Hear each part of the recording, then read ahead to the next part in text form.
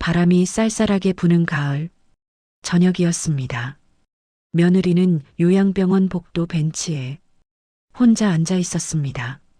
시어머니가 입원한 지 벌써 2달째였습니다. 시어머니는 중환자실에 누워 계셨습니다. 뇌졸중이었습니다. 갑자기 찾아온 병이었습니다. 부녀의 모임에 가시려던 아침 현관 앞에 쓰러지셨습니다.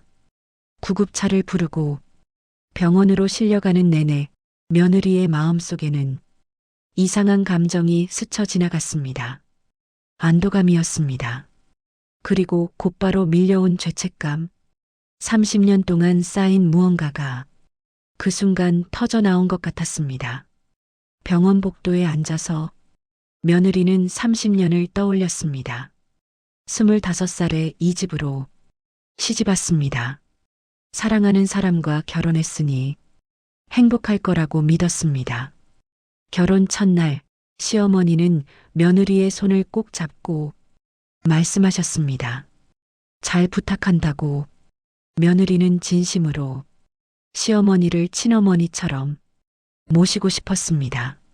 하지만 결혼 일주일 후부터 조금씩 달라지기 시작했습니다. 며느리가 밥을 하면 시어머니는 표정을 찌푸리셨습니다.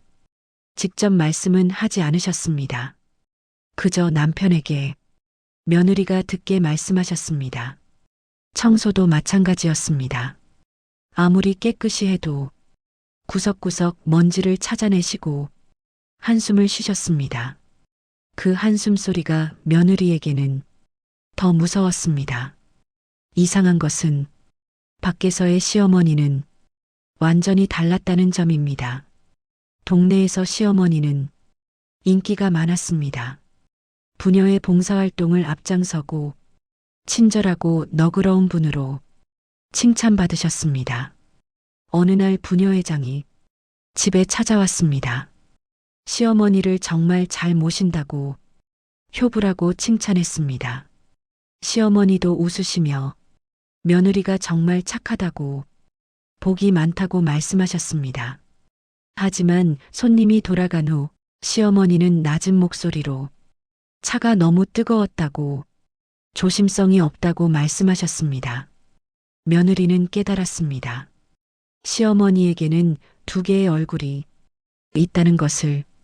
밖에서의 얼굴과 집에서의 얼굴, 며느리만 진짜 얼굴을 보고 있다는 것을 남편에게 말해봤지만 남편은 믿지 않았습니다. 어머니가 그럴 리 없다고, 며느리가 예민한 거라고 했습니다. 첫 아이가 태어났습니다. 시어머니는 동네에 자랑하셨지만 집에서는 며느리의 육아 방식을 비판하셨습니다. 며느리가 뭘 해도 틀렸습니다. 산후조리를 하는 동안에도 시어머니는 며느리를 쉬게 해주지 않으셨습니다. 며느리는 몸이 회복되지도 않은 상태에서 집안일을 했습니다. 세월이 흘렀습니다. 며느리는 파트타임으로 일을 시작했습니다. 집에만 있으면 미칠 것 같았기 때문입니다. 일을 하고 돌아와서 밥을 하고 청소하고 시어머니를 모시는 일, 모든 것이 며느리의 몫이었습니다. 어느 날 밤 며느리는 혼자 부엌에서 소주를 마셨습니다. 그래야 잠이 올 것 같았습니다. 갑자기 시어머니가 나오셨습니다.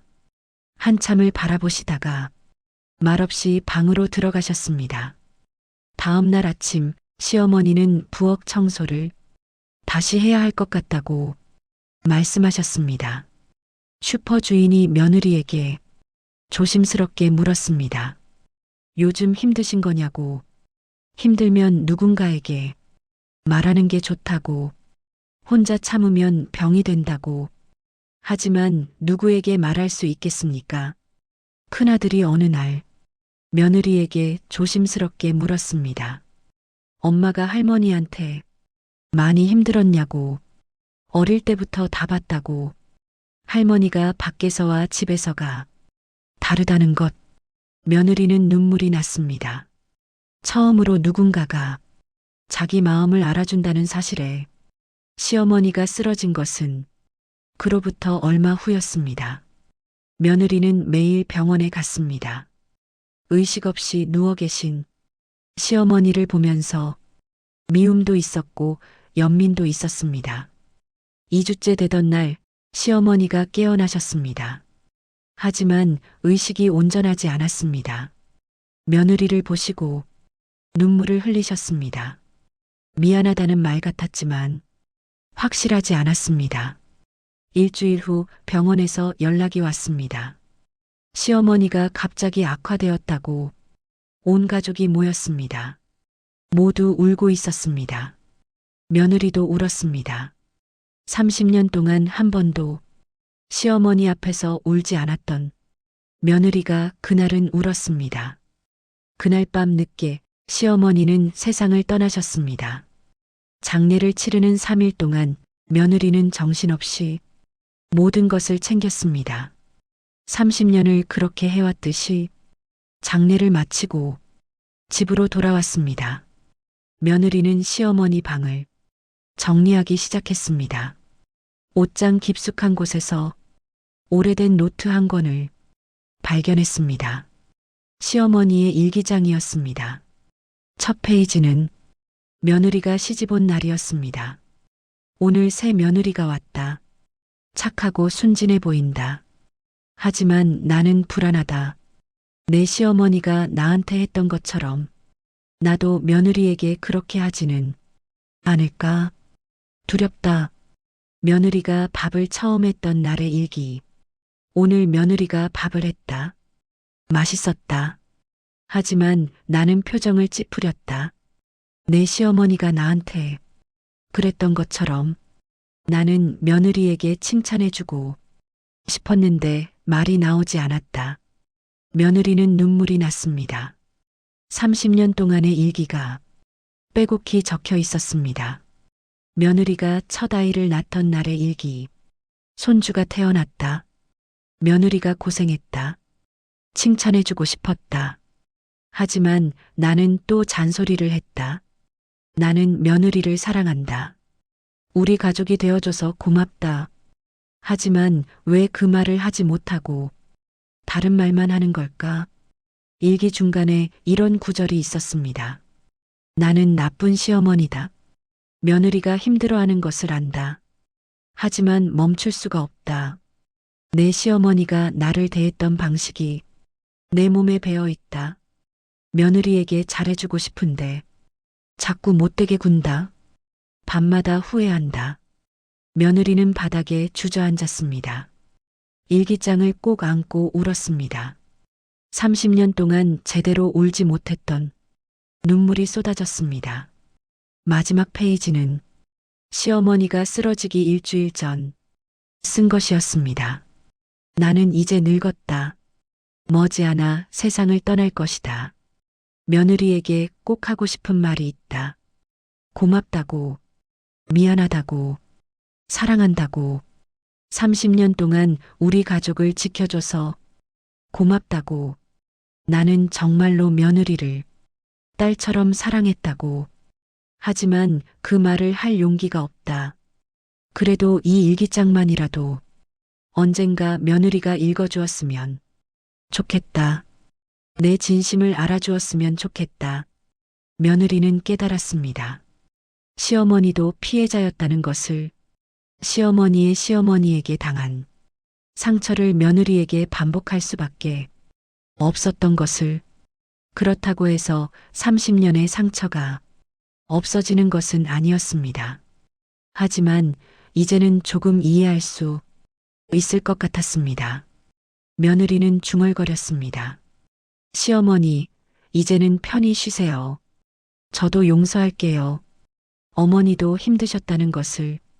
다음 날 아침 며느리는 가족들에게 시어머니의 일기장을 보여줬습니다. 모두 울었습니다. 남편은 며느리에게 사과했습니다. 어머니 편만 들었던 것, 아내의 고통을 외면했던 것. 며느리는 남편의 손을 잡았습니다. 이제 다 지났다고 말했습니다. 큰아들은 말했습니다. 자기는 절대 아버지처럼 살지 않겠다고. 나중에 결혼하면 아내를 도와주겠다고 작은 딸도 울면서 말했습니다. 엄마가 그렇게 힘들었는지 몰랐다고 며느리는 딸에게 말했습니다. 엄마는 너희들 때문에 견딜 수 있었다고 며느리는 가족들에게 부탁했습니다. 이 악순환을 끊자고 시어머니의 시어머니로부터 시작된 이 고통의 연결고리를 우리 세대에서 끊자고 서로 존중하고 사랑하자고 가족들은 약속했습니다. 달라지겠다고 어느 날 며느리는 시어머니 산소에 갔습니다. 혼자서 어머니 일기를 읽었어요. 어머니가 저를 사랑하셨다는 것 알았어요. 표현하지 못해서 힘드셨죠? 저도 이제 이해해요. 30년은 힘들었어요. 하지만 이제는 괜찮아요. 어머니도 이제 편히 쉬세요. 며느리는 결심했습니다. 앞으로는 다르게 살겠다고 아들이 결혼하면 며느리를 딸처럼 대하겠다고 시어머니가 못했던 것을 자기는 하겠다고 저녁이 되어 집에 도착했습니다. 남편이 저녁을 준비하고 있었습니다. 오늘은 내가 저녁할게. 당신 쉬어. 며느리는 놀랐습니다. 30년 만에 처음 듣는 말이었습니다. 며느리는 눈물이 났습니다. 하지만 이번에는 슬픈 눈물이 아니었습니다. 식탁에 앉아서 가족들과 밥을 먹었습니다. 오랜만에 마음 편한 식사였습니다. 며느리는 웃었습니다. 진심으로. 그날 밤 며느리는 일기를 쓰기 시작했습니다. 30년 만에 처음으로 오늘 나는 새로운 시작을 했다. 30년의 무게를 조금 내려놓았다. 시어머니를 이해하게 되었다. 완전히 용서한 것은 아니다. 아직도 아프다. 하지만 이제는 그 아픔과 함께 살아갈 수 있을 것 같다. 나는 다르게 살 것이다. 나의 며느리나 사위에게는 사랑을 표현할 것이다. 이 악순환을 끊을 것이다. 인생은 완벽하지 않다. 가족도 완벽하지 않다. 하지만 그래도 우리는 함께 살아간다. 상처를 주고받으면서도 그 안에서 사랑을 찾으면서 그것이 인생이고 가족이다. 며느리는 일기장을 덮었습니다. 그리고 시어머니의 일기장을 나란히 놓았습니다. 두 권의 일기장, 두 여자의 이야기. 창밖을 보니 달이 밝았습니다. 며느리는 창문을 열었습니다. 차가운 가을바람이 불어왔습니다. 하지만 이상하게 따뜻하게 느껴졌습니다. 다음 날 아침 며느리는 일찍 일어났습니다. 햇살이 들어왔습니다. 새로운 하루였습니다. 며느리는 생각했습니다. 이제는 다르게 살아보자. 상처를 치유하며 살자. 과거에 갇히지 말고 미래를 보며 살자. 며느리는 부엌으로 갔습니다. 아침 준비를 시작했습니다. 하지만 이번에는 달랐습니다. 의무감이 아니라 사랑으로, 억지로가 아니라 진심으로 가족들이 하나둘 일어났습니다. 식탁에 모여 앉았습니다. 남편이 말했습니다. 맛있다고. 며느리는 웃었습니다. 진심으로. 오랜만에 느끼는 행복이었습니다. 완벽한 행복은 아니었습니다. 여전히 상처는 있었습니다. 하지만 그래도 행복이었습니다. 그렇게 며느리의 새로운 하루가 시작되었습니다. 시어머니를 이해하는 하루, 용서하려고 노력하는 하루, 동네를 산책했습니다. 부녀회장을 만났습니다. 며느리는 웃으며 대답했습니다. 어머니도 힘든 분이셨다고, 완벽하지 않았지만 최선을 다하신 분이었다고. 남편이 일어나서 나왔습니다. 며느리 옆에 앉았습니다. 그리고 손을 잡았습니다. 아무 말 없이 남편이 말했습니다. 미안하다고. 늦었지만 이제라도 달라지겠다고. 며느리는 고개를 끄덕였습니다. 괜찮다고. 이제 시작하면 된다고. 그렇게 두 사람은 조용히 앉아 있었습니다. 말없이. 하지만 그 침묵은 편안했습니다. 30년 만에 처음 느끼는 편안한 침묵이었습니다. 여러분이라면 어떻게 하셨겠습니까? 30년을 참고 살면서도 결국 시어머니의 진심을 이해하게 된 며느리, 사랑하고 싶었지만 표현하지 못했던 시어머니, 이 두 여자의 이야기에서 우리는 무엇을 배울 수 있을까요? 가족이란 무엇이고 용서란 무엇이며 이해란 무엇일까요? 그리고 우리는 이 악순환을 끊을 수 있을까요? 끝까지 함께 해주셔서 감사합니다. 댓글로 여러분의 생각을 남겨주세요. 구독과 좋아요는 콘텐츠 제작에 큰 힘이 됩니다. 여러분의 댓글 하나하나가 다음 영상을 만드는 원동력입니다. 함께 해주셔서 감사합니다.